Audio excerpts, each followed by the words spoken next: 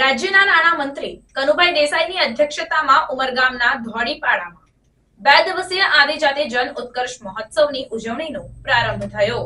ભારત સરકાર દ્વારા તારીખ 15 નવેમ્બરે ભગવાન બિરસા મુંડાની જન્મ જયંતિના 150 વર્ષ પૂર્ણ થતા હોવાથી બિરસા મુંડાની 150મી જન્મ જયંતિની ઉજવણી નિમિત્તે રાજ્ય સરકાર દ્વારા આદિજાતિ જન ઉત્કર્ષ મહોત્સવની 2 દિવસીય ઉજવણીનો પ્રારંભ વલસાડ જિલ્લાના ઉમરગામ તાલુકાના ધોળીપાડા ખાતે સાંસ્કૃતિક હોલમાં રાજ્યના નાણાં, ઉર્જા અને પેટ્રોકેમિકલ્સ મંત્રી કનુભાઈ દેસાઈની અધ્યક્ષતામાં રંગેચંગે પ્રારંભ કરવામાં આવ્યો હતો।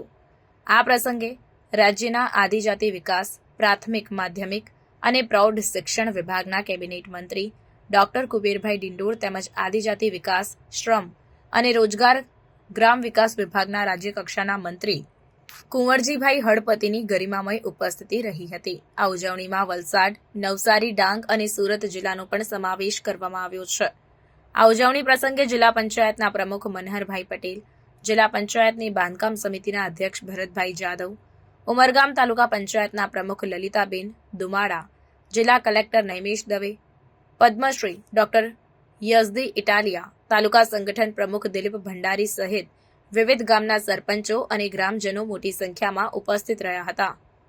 સ્વાગત પ્રવચન જિલ્લા વિકાસ અધિકારી અતિરાગ ચપલુતે કર્યું હતું, જ્યારે આભાર વિધિ પારડી પ્રાંત અધિકારી નીરવ પટેલે કરી હતી। સમગ્ર કાર્યક્રમનું સંચાલન તારેશ સોનીએ કર્યું હતું।